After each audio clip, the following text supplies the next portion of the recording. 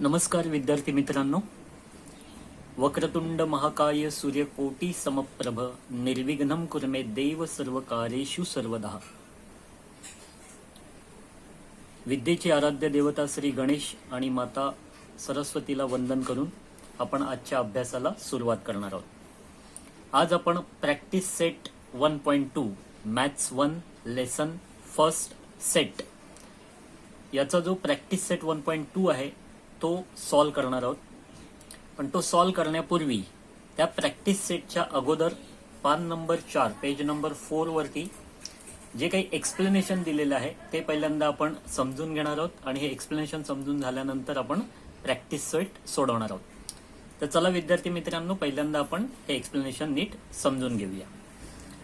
Let's learn types of set. सेटचे प्रकार आपल्याला समजून घ्यायचे. त्याच्यामध्ये आहे नेम ऑफ सेट, डेफिनेशन्स आणि एक्झाम्पल. नेम ऑफ सेट मध्ये आहे single tone set. Single tone set कशाला म्हणतात तर त्याची डेफिनेशन आहे a set consisting of a single element is called single tone set. Single element म्हणजे काय तर ज्या सेटमध्ये एकच एलिमेंट असतो, मग ती संख्या असेल किंवा अक्षर असेल, एकच एलिमेंट असणाऱ्या सेटला सिंगल टोन सेट असं म्हणतात. आता इथे एक्झाम्पल दिलेलं आहे A is equal to curly bracket 2 curly bracket complete. याचा अर्थ हा ए जो सेट आहे तो फक्त 2 या एकाच संख्येचा सेट आहे आणि म्हणून याला आपण सिंगल टोन सेट असं म्हणतो. त्याचं वाचन कसं केलेलं आहे बघा. A is the set of even prime numbers. मग इव्हन प्राईम नंबरचा सेट करताना फक्त 2 ह्या एकाच अंकाचा सेट होतो आणि म्हणून त्या सेटला आपण सिंगल टोन सेट असं म्हणतो. सेटचा दुसरा प्रकार आहे empty set or null set. आता त्याची डेफिनेशन काय आहे. If there is not a single element in the set which satisfies the given condition then it is called a null set or an empty set. Null set is represented by curly bracket, empty curly bracket or a symbol 0 cross fee. तर ह्या पद्धतीने जेव्हा एखाद्या सेटमध्ये एकही संख्या नसते, एकही अक्षर नसतं, म्हणजे तो एम्प्टी सेट असतो, रिकामा सेट असतो, तेव्हा त्या सेटला एम्प्टी सेट म्हणतात किंवा त्याला नल सेट. आपल्याला दोन्ही नावं लक्षात ठेवायची आहेत कारण परीक्षेला आपल्याला एम्प्टी सेट किंवा नल सेट या शब्दांनी प्रश्न येऊ शकतात. तर अशा वेळेला त्या सेटला एम्प्टी सेट किंवा नल सेट असं म्हटलं जातं. एक्झाम्पल दिलेलं आहे B is equal to curly bracket x slash x is natural number between 2 and 3. आता नॅचरल नंबर बिटवीन 2 and 3 मध्ये कुठला नॅचरल नंबर येतो का तर तो नॅचरल नंबर येत नाही. म्हणजे सेट आपल्याला जो दिलेला आहे त्याप्रमाणे आपण तो लिस्टिंग मेथडमध्ये लिहू शकत नाही आणि म्हणून B is curly bracket empty curly bracket or null. तर ह्या पद्धतीने आपल्याला समजून घ्यायचं आहे की ज्या सेटमध्ये काहीही अक्षर किंवा काही अंक नसतात, म्हणजे तो रिकामा सेट असतो, त्याला एम्प्टी सेट किंवा नल सेट असं म्हणतात. तिसरा प्रकार आहे त्याच्यामध्ये तो आहे फिनाइट सेट. फिनाइट सेटची व्याख्या काय आहे, डेफिनेशन काय आहे. If a set is a null set or number of elements are limited and countable then it is called as finite set. याचा अर्थ काय की जे काही संख्या आपल्याला दिलेल्या आहेत त्या कर्ली ब्रॅकेटमध्ये किंवा त्या सेटमध्ये, त्या जर का काउंटेबल असतील, मोजता येऊ शकणाऱ्या असतील, तर अशा सेटला आपण फिनाइट सेट असं म्हणतो. मग ह्या सेटमध्ये दिलेल्या संख्या आपण मोजू शकतो, त्या अनकाउंटेबल किंवा अगणित संख्या नसतात. मग त्याचं उदाहरण काय बघा. C is equal to P slash P is a number from 1 to 22 decibel by 4 divisible by 4. Okay, तर याचा अर्थ काय तर ह्या ज्या संख्या आहेत ते 1 ते 22 पर्यंत संख्या आहेत, 4 ने डिवाइड होणाऱ्या संख्या आहेत. मग ह्या संख्यांचा सेट जेव्हा आपण तयार करतो तेव्हा C is equal to curly bracket 4, 8, 12, 16 आणि 20. याचा अर्थ इथे आपल्याला 20 पर्यंत संख्या दिलेल्या आहेत कारण 22च्या पुढे आपल्याला जायचं नाहीये. मग हे आपण काउंट करू शकतो, हे आपल्याला मोजता येऊ शकतात आणि अशा काउंटेबल मोजता येणाऱ्या संख्यांच्या संचाला फिनाइट सेट असं म्हणतात. इथपर्यंत क्लिअर आहे. पुढचा सेटचा प्रकार बघा, त्याच्यामध्ये आहे infinite set. If number of elements in a set is unlimited and uncountable then the set is called infinite set. याचा अर्थ काय की ज्या सेटमध्ये दिलेले एलिमेंट्स, मग संख्या असतील, अक्षर असतील किंवा जे काही असेल, ते जर का अनकाउंटेबल असेल, अनलिमिटेड असेल, म्हणजे आपण ते मोजू शकणार नसू, तर अशा सेटला आपण इन्फिनाइट सेट असं म्हणतो. आता त्याचं उदाहरण दिलेलं आहे N. N stand for natural number, म्हणजे एन आपण नॅचरल नंबरसाठी, नैसर्गिक नंबरसाठी घेतो. मग अशा वेळेला N is equal to curly bracket 1 2 3 4 5 6 unlimited, म्हणजे आपण याला थांबवू शकत नाही, अनकाउंटेबल असा हा सेट आहे. आणि त्याच्यामुळे एन म्हणजेच नॅचरल नंबरच्या अशा सेटला आपण इन्फिनाइट सेट असं म्हणतो. ठीक आहे, तर हे आपल्याला नीट समजून घ्यायचं आहे, कारण ह्याच्यावरती आपल्याला प्रॅक्टिस सेट 1.2 मध्ये गणित असणार आहेत आणि परीक्षेला सुद्धा याच्यावरती गणित विचारली जाणार आहेत. आता जो टेबल आपण शिकलो त्या टेबलच्या अनुषंगाने किंवा त्या टेबलला अनुसरून आपण काही एक्झाम्पल बघूया, म्हणजे आपल्याला तो टेबल क्लिअर होईल किंवा ते जे काही नेम ऑफ सेट आणि प्रकार दिलेले आहेत ते आपल्याला व्यवस्थित समजतील. त्याच्यासाठी for example write the following sets using listing method and classify into finite or infinite set. म्हणजे खाली जे सेट आपल्याला दिलेले आहेत ते सेट आपल्याला लिस्टिंग मेथड मध्ये बघायचे आहेत आणि ते फिनाइट आहेत का इन्फिनाइट आहेत, म्हणजे लिमिटेड आहेत का अनलिमिटेड आहेत, ते आपल्याला शोधून काढायचं आहे आणि त्याप्रमाणे त्याला नावं द्यायचे. तर इथे आपल्याला ही उदाहरणं दिलेली आहेत आणि तीच खाली सोडून दाखवलेली आहेत, सोल्युशन दिलेली आहेत. तर आपण डायरेक्ट सोल्युशनकडे जाऊया. सोल्युशन मध्ये पहिला प्रश्न आहे, ए हा सेट आहे, curly bracket x oblique x, x belongs to natural number and x is an odd number. म्हणजेच काय, तर ए हा सेट आहे कशाचा, नॅचरल नंबरचा, आणि एक्स काय असणार आहे, तर ऑड नंबर असणार आहे. पण हा ऑड नंबर कितीपर्यंत आहे याची मर्यादा इथे दिलेली नाही, आणि म्हणून हा सेट लिहिताना आपण लिहिणार ए इज इक्वल टू 1 3 5 7, मग त्याच्यानंतर ऑड नंबर येतील 9 11 13. म्हणजे हा सेट वाढतच जाणार आहे, हा कधीही संपणार नाही, हा अनकाउंटेबल आहे. आणि मग हा अनकाउंटेबल असल्यामुळे ह्या सेटला आपण म्हणणार काय, this is an infinite set. तर याच्यावरून तुमच्या लक्षात आलं असेल की ज्या सेटमध्ये काउंटिंग संपत नाही तो सेट अनकाउंटेबल असतो, त्याला इन्फिनाइट सेट असं म्हणतात. दुसऱ्या उदाहरणातून आपण समजून घेऊया. B is equal to curly set x oblique x, x is belongs to N म्हणजे natural number and 3x - 1 is equal to 0 curly bracket complete. म्हणजे बी हा असा सेट दिलेला आहे की तो नॅचरल नंबरचा सेट आहे आणि एक्स जो आहे तो 3x - 1. मग आपल्याला हे जे आहे हे इक्वेशन आहे आणि हे इक्वेशन आपल्याला पहिल्यांदा सोडवून बघावं लागेल. मग ते सोडवताना काय करणार आहोत आपण, 3x - 1 इज इक्वल टू 0 हे इक्वेशन आपल्याला इथे लिहून दिलेलं आहे. आता या इक्वेशन मध्ये काय पहिलं काय होणार आहे, तर 3x - 1 जे आहे ते हे -1 इकडे जाऊन त्याचे +1 होणार आहेत. म्हणजेच डाव्या साईडची एखादी संख्या जेव्हा उजव्या साईडला जाते तेव्हा तिचं चिन्ह बदलतं, तिचं क्रिया बदलते.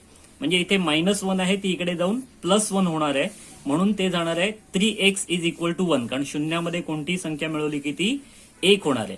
आता इथे 3x इज इक्वल टू 1 हे आपल्याला सापडलं, म्हणजे 3x इज इक्वल टू 1 सापडलं. आता या 3 ला जर का आपल्याला इकडे न्यायचं असेल तर 3x म्हणजे इथे गुणाकार आहे, मल्टिप्लिकेशन आहे. मग या 3 ला आपल्याला इकडे न्यायचं असेल तर त्याला डिवायडेशन म्हणजे अपॉन मध्ये आपल्याला न्यावं लागेल. म्हणजेच आपण काय केलं, x ला तिथेच ठेवलं आणि 3 ला उजव्या बाजूला शिफ्ट केलं, मग तो 3 1/3 झालेला आहे. मग आता 1/3 म्हणजेच काय, but 1/3 is not belongs to natural number. म्हणजे 1/3 हा नॅचरल नंबर मध्ये येत नाही, ही संख्या आहे ती नॅचरल नंबर मध्ये काउंट केली जात नाही, आणि म्हणून तो ती जी काही संख्या आहे ती आपल्याला लिस्टिंग मेथड मध्ये लिहिता येणार नाही. आणि अशा वेळेला तो जो सेट आहे तो ब्लँक राहणार आहे, नल राहणार आहे किंवा एम्प्टी राहणार आहे. म्हणून या सेटला आपण म्हणणार आहोत B is finite set. Finite set म्हणजे काय की तो नल सेट आहे, आपल्याला तो मोजता येणार आहे आणि म्हणून तो फिनाइट सेट असणार आहे. ठीक आहे. तिसरं एक्झाम्पल आपण समजून घेऊया. सी हा असा सेट आहे, curly bracket x oblique x, x belongs to natural number and x is divisible by 7. Divisible by 7 म्हणजे 7 ने भागता येणारा किंवा ज्या संख्यांना 7 ने भाग लागतो अशा संख्यांचा हा सेट असणार आहे. म्हणून तो लिहिताना लिस्टिंग मेथडमध्ये आपण कसं लिहिणार, C is equal to curly bracket 7, 14, 21. आता हा 21 पर्यंत इथे दिलेला आहे, पण ह्याच्या पुढे आपण 7च्या पाड्यामध्ये म्हणजे 7च्या टेबलमध्ये येणाऱ्या अनलिमिटेड संख्या घेऊ शकतो. आणि विद्यार्थी मित्रांनो, आपल्याला एक लक्षात घ्यायचं आहे की 7चा टेबल हा 70ला संपत नाही. म्हणजे 7 10 जा 70, इथे हा टेबल संपत नाही. तर 7 11 जा 77, त्याच्यानंतर मग पुढे 12 जा 13 जा अशा पद्धतीने टेबल वाढतच असतो. आपल्याला फक्त तो 10 पर्यंत माहित आहे. मग अशा वेळेला हा जो टेबल आहे तो अनकाउंटेबल आहे, तो पुढे वाढतच जाणार आहे. आणि म्हणून अशा सेटला आपण इन्फिनाइट सेट असं म्हणतो. म्हणून इथे काय लिहिलेलं आहे, दिस इज अन इन्फिनाइट सेट. तुम्हाला नक्की समजलं असेल. आता एक्झाम्पल 4 आहे ते आपल्याला जरा व्यवस्थित समजून घ्यायचं आहे.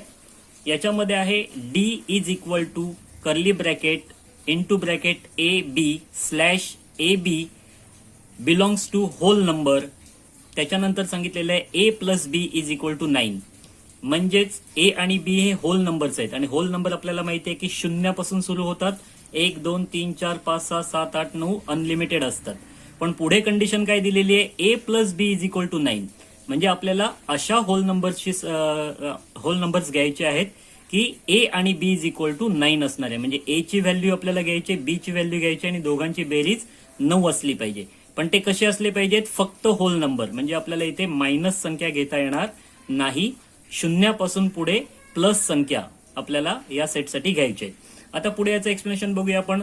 We have to find the pair of A and B such that A and B are whole numbers and A plus B is equal to 9. म्हणजेच आपल्याला पेअर्स म्हणजे जोड्या, ए आणि बी साठी आपल्याला दोन संख्या निवडायच्या आहेत की त्या दोन संख्यांची बेरीज 9 असणार आहे. मग पुढे जाऊया. Let us first write the value of A and then the value of B by keeping this order set D can be written as. आता आपण ए ची व्हॅल्यू डिसाईड करायची आणि बी ची व्हॅल्यू डिसाईड करायची आहे आणि त्याप्रमाणे डी हा सेट लिहायचा आहे. आता बघा, हा डी सेट कसा तयार होईल. D is equal to curly bracket 09. 09 याचा अर्थ काय की शून्यामध्ये 9 मिळवले तर उत्तर 9 येणार आहे. याचा अर्थ आपल्याला जी इथे कंडिशन सांगितलेली आहे ती फुलफिल होते. दुसऱ्या दोन संख्या घेतलेल्या आहेत 1 and 8.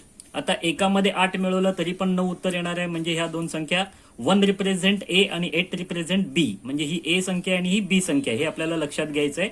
प्रत्येक ब्रॅकेटमध्ये पहिली संख्या ए असणार आहे आणि दुसरी संख्या बी असणार आहे. आता इथे 2 आणि 7 आपण घेतलं तर 2A आहे आणि 7B आहे. या दोघांची टोटल आपण केलं तर ती सुद्धा 9 होणार आहे. त्याचप्रमाणे 3 6 त्याची पण टोटल 9 येणार आहे. 5 7 4 7 6 3 7 2 8 1 किंवा 9 0 अशा कोणत्याही संख्या आपण जर घेतल्या तर त्यांची बेरीज किंवा त्याचं प्लस जे आहे ते 9 उत्तर आपल्याला मिळणार आहे. याचा अर्थ डी मध्ये आपण अशा काही ठराविक संख्या घेऊ शकतो की ज्याची बेरीज 9 येणार आहे. आणि म्हणून हा जो सेट आहे हा मर्यादित आहे. आपल्याला ते सेटमध्ये किती संख्या येणार आहे ते कळणार आहे. आणि in this set number of pairs are finite and could be counted. आपल्याला काउंट करता येऊ शकतात, मोजता येऊ शकतात. आणि म्हणून डी हा जो सेट आहे तो फिनाइट सेट आहे. बघा, इथे गोंधळून जायचं नाहीये. आपल्याला व्यवस्थित समजून घ्यायचंय. ए साठी एक संख्या घ्यायची आहे, बी साठी एक संख्या घ्यायची आहे, पण ते होल नंबर असले पाहिजेत. आणि होल नंबर हे शून्यापासून सुरू होतात आणि पुढे अनलिमिटेड आहेत. पण त्या संख्या जरी अनलिमिटेड असल्या तरी आपल्याला कंडिशन चेक करायची आहे. A plus B is equal to 9. म्हणजेच ए आणि बी अशा दोन संख्या निवडायच्या आहेत की ज्यांची बेरीज 9 असणार आहे. आणि म्हणून तो संच जो आहे तो मर्यादित असणार आहे. आपल्याला तो काउंट करता येणार आहे. आणि म्हणून या डी सेटला आपण फिनाइट सेट असं म्हणणार आहोत.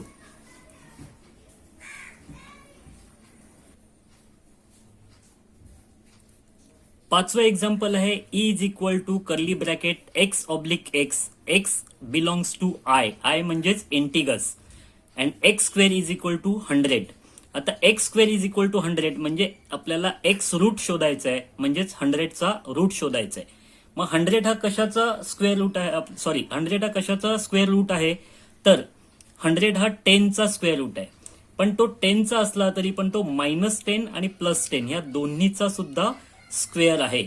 म्हणून एक्सच्या ठिकाणी जर आपण 10 घेतलं तर 10चा स्क्वेअर इज इक्वल टू 100.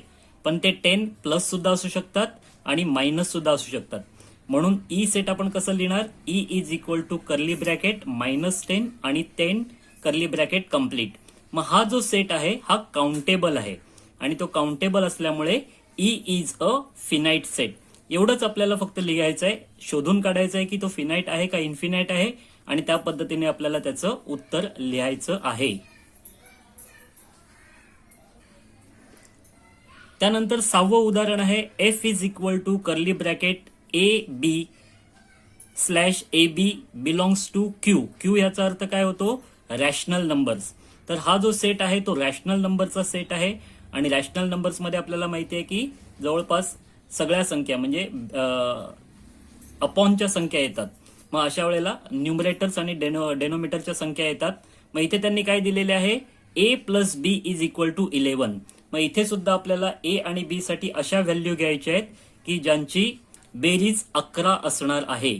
मग आता जेव्हा आपण रॅशनल नंबरचा विचार करतो त्यावेळेला आपल्याला माहिती आहे की रॅशनल नंबरमध्ये सगळे नंबर येतात, म्हणजे नॅचरल नंबर सुद्धा येतात, होल नंबर सुद्धा येतात, इंटिगर सुद्धा येतात.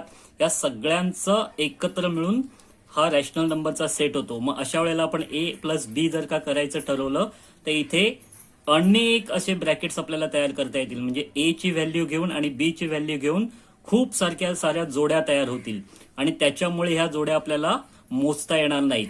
या उदाहरणामध्ये काय होतं, आपल्याला नॅचरल नंबर सांगितले होते आणि त्याची बेरीज 9 यायला पाहिजे होती, 9 यायला पाहिजे होती. त्याच्यामुळे त्याची मर्यादा होती, काउंटेबल होते, म्हणून आपण त्याला फिनाइट सेट म्हटलं. पण इथे जो आहे इथे आपल्याला त्यांनी सांगितलंय रॅशनल नंबर आणि रॅशनल नंबरच्या ए आणि बी च्या असंख्य जोड्या येऊ शकतात आणि ह्या असंख्य जोड्या जर का आपण पाहिल्या तर आपल्याला त्या मोजता येणार नाही आणि म्हणून ह्या सेटला आपण इन्फिनेटली मेनी सच पेअर्स म्हणजे आपल्याला खूप जोड्या बनवता येतील आणि म्हणून या सेटला आपण म्हणणार आहोत F is an infinite set. एफचा जो सेट आहे तो इन्फिनाइट सेट आहे, तो सेट आपण मोजू शकत नाही. तर ही गोष्ट आपल्याला समजून घ्यायची आहे. आधीच्या उदाहरणामध्ये काउंटेबल होतं, या उदाहरणामध्ये अनकाउंटेबल सेट असणार आहे. रिमेंबर दिस म्हणजे नेहमी लक्षात ठेवा. काय लक्षात ठेवायचं आपल्याला, आपण नॅचरल नंबर म्हणजे काय समजून घेतलंय, होल नंबर म्हणजे काय समजून घेतलंय, इंटिगर्स म्हणजे काय समजून घेतलेलं आहे, रॅशनल नंबर आपल्याला माहित आहेत आणि रिअल नंबर पण आपल्याला माहिती आहेत. तर हे जे सगळे सेट आहेत, all these sets are infinite sets. हे जे सगळे सेट आहेत ते इन्फिनाइट सेट आहेत. म्हणजे जर का पुढे आपल्याला प्रश्न आला एनचा सेट किंवा डब्ल्यूचा सेट किंवा क्यूचा सेट तर तिथे आपण लिहू शकतो की ते इन्फिनाइट सेट आहेत. पण जर का त्याची शेवटची मर्यादा आपल्याला माहित असेल तर आपण तिथे फिनाइट सेट असं लिहायचंय. पण आपल्याला लक्षात काय ठेवायचंय, तर natural number, whole number, integers, rational number आणि रिअल नंबर यांचे सेट जर का आले तर ते इन्फिनाइट सेट असतात. त्याच्या पुढे जर का डॉट डॉट डॉट डॉट आणि कर्ली ब्रॅकेट कम्प्लीट असे जर आलं तर ते इन्फिनाइट सेट असतात. हे समजून घ्यायचंय, हा रूल आहे, हा नियम आहे, तो आपल्याला नीट लक्षात ठेवायचा आहे. पुढे जाऊया. पुढे आपल्याला बघायचंय two sets A and B are said to be equal if every element of A, set A, is in set B and every element of set B is in set A. असं जर का असेल तर त्या सेटला आपण equal set असं म्हणतो. Equal set म्हणजे समान सेट, एक सारखे सेट. आता set A and set B are equal sets. Symbolically it is written as A equal to B. याचा अर्थ काय आहे की ए सेट मध्ये असणारे सगळे एलिमेंट बी सेट मध्ये आहेत किंवा बी सेट मध्ये असणारे सगळे एलिमेंट्स ए सेट मध्ये आहेत.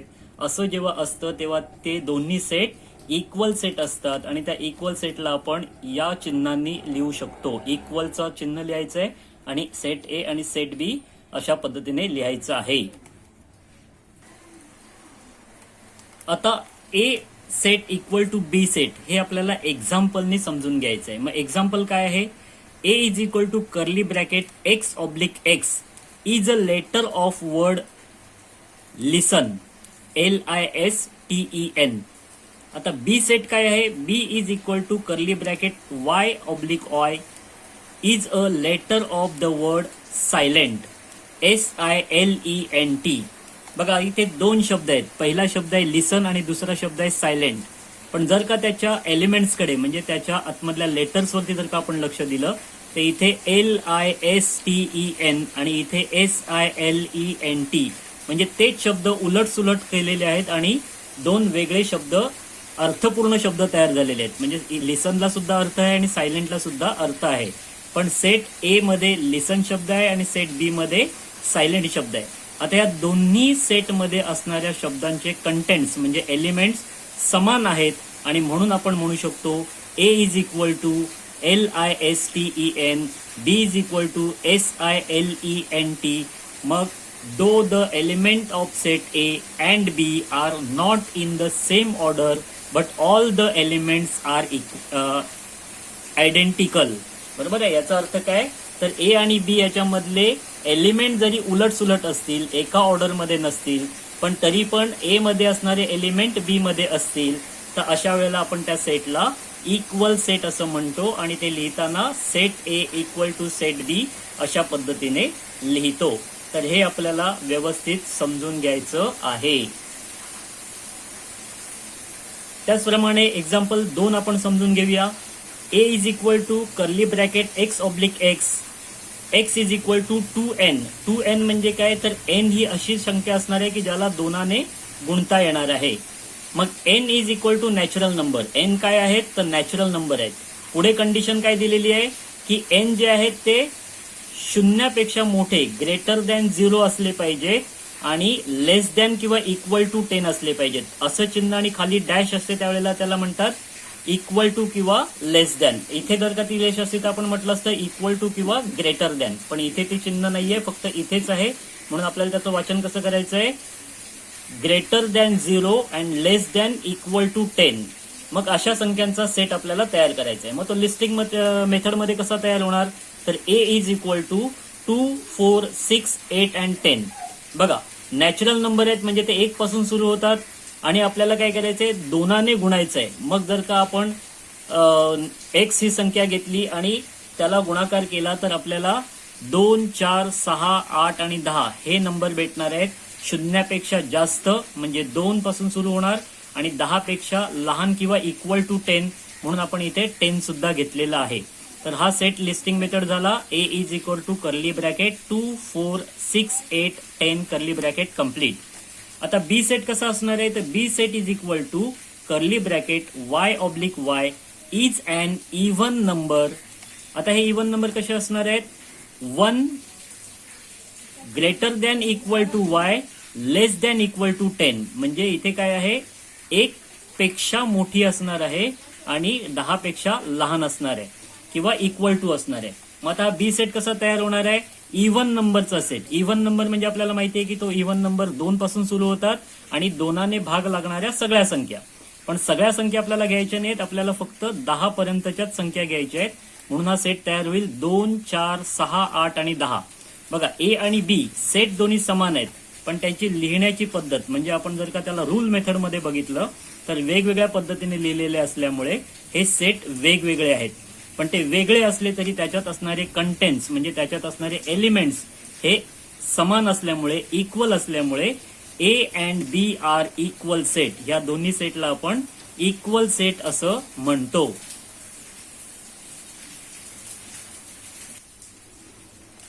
Now think of the following set. आता आपल्याला दुसऱ्या 2 सेटचा विचार करायचा आहे.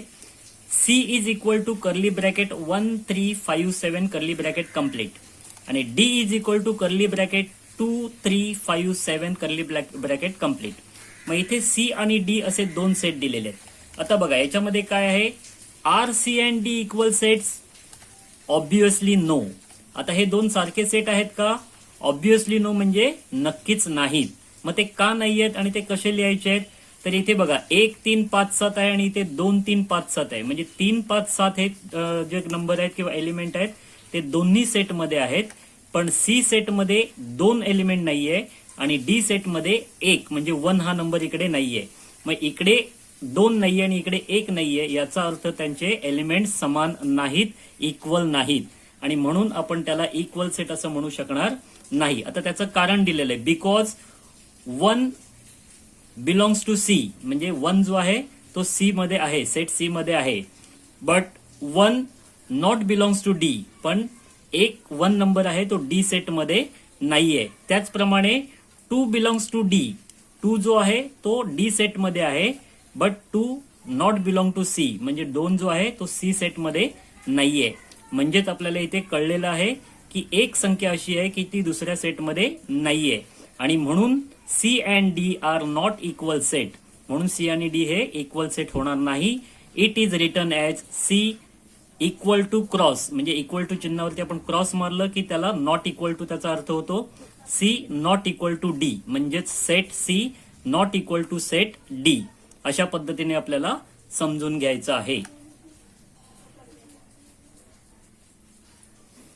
पुढलं एक्झाम्पल आहे, if A is equal to curly bracket 1 2 3 curly bracket complete and B is equal to curly bracket 1 2 3 4 curly bracket complete. म्हणजे इथे ए हा सेट दिलेला आहे 1 2 3 या नंबर्सचा, आणि बी सेट दिलेला आहे 1 2 3 4 या नंबर्सचा.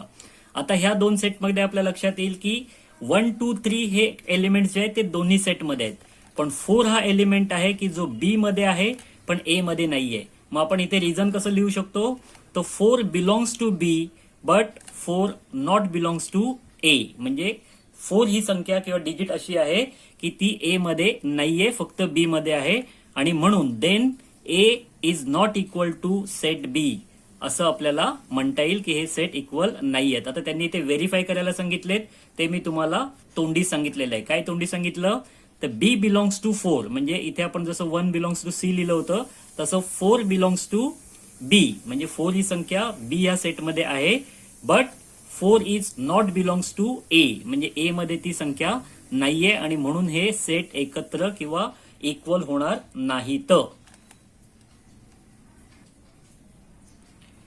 एक्झाम्पल 4 त्याच्यामध्ये दिलेलं आहे, ए सेट दिलेलं आहे curly bracket x oblique x is prime numbers and x काय असणार आहे, greater than 10 and less than 20. म्हणजे एक्स जी आहे संख्या ज्या असणार आहेत त्या प्राईम नंबर असणार आहेत, पण त्या 10 पेक्षा मोठ्या आणि 20 पेक्षा लहान असणार आहेत. मग हा ए सेट कसा तयार होईल, तर 10 पेक्षा मोठी प्राईम नंबर कुठली आहे, तर 11 आहे, 13 आहे, 17 आहे आणि 19 आहे. म्हणजे 10 to 20 मध्ये 11, 13, 17 आणि 19 असा तो लिस्टिंग सेट तयार होईल. आणि आता बी सेट बघा, बी सेट मध्ये त्यांनी डायरेक्ट लिस्टिंग मध्ये दिलेलं आहे 11, 13, 17 आणि 19. म्हणजे बी सेट लिस्टिंग मेथड मध्ये दिलेला आहे आणि ए सेट जो आहे तो रूल मेथड मध्ये दिलेला आहे. पण दोन्हीकडच्या जर का एलिमेंट्स आपण बघितल्या, संख्या जर का आपण बघितल्या, तर त्या समान आहेत. म्हणजेच 10 ते 20 मध्ये असणारे प्राईम नंबर सुद्धा 11, 13, 17 आणि 19, 11, 13, 17 आणि 19 आहेत. आणि बाय डिफॉल्ट बी हा सेट लिस्टिंग मेथड मध्ये दिलेला आहे आणि तो 11, 13, 17 आणि 19 याच संख्यांचा, याच एलिमेंटचा असल्यामुळे हे दोन्ही सेट इक्वल आहेत. तर हे आपल्याला व्यवस्थित सोडवून लिहायचं आहे. तर हे एक्झाम्पल मध्ये असल्यामुळे मी तुम्हाला तोंडी सांगितलं. आता जेव्हा आपण प्रॅक्टिस सेट 1.2 सोडवू आणि त्याच्यामध्ये अशा पद्धतीची गणितं येतील, तेव्हा आपण ती प्रॅक्टिकली सोडवणार आहोत. पण मी नेहमीच तुम्हाला सांगतो की प्रॅक्टिस सेट सोडवण्याच्या अगोदर आपल्याला एक्झाम्पल्स नीट समजून घ्यायचे आहेत आणि त्याचं एक्सप्लेनेशन जे काय आहे ते आपल्याला नीट समजून घ्यायचं आहे. जर का आपल्याला सोडवलेले एक्झाम्पल आणि दिलेलं एक्सप्लेनेशन व्यवस्थित समजलं तर आपण प्रॅक्टिस सेट स्वतः सुद्धा सोडवू शकतो. पुढल्या व्हिडिओमध्ये मी तुम्हाला प्रॅक्टिस सेट 1.2 प्रॅक्टिकली सोडवून दाखवणार आहे. पण हा व्हिडिओ तुम्हाला व्यवस्थित बघायचा आहे, परत परत बघायचा आहे आणि ह्याचे कन्सेप्ट जे आहेत ते क्लिअर करून घ्यायचे, नीट समजून घ्यायचे. अशा पद्धतीने जर का तुम्ही व्यवस्थित अभ्यास केलात तर तुम्हाला पुन्हा पुन्हा अभ्यास करावा लागणार नाही. कारण गणितामध्ये कन्सेप्ट क्लिअर झाले की संख्या कोणत्याही आल्या तरी आपल्याला गणित सोडवता येतात. आणि हेच गणित या विषयाचं म्हणजे मॅथ्स या विषयाचं विशेष आहे. ठीक आहे, तर हा व्हिडिओ आपण इथेच थांबूया आणि पुढच्या व्हिडिओमध्ये प्रॅक्टिस सेट 1.2 सॉल्व्ह करूया. धन्यवाद.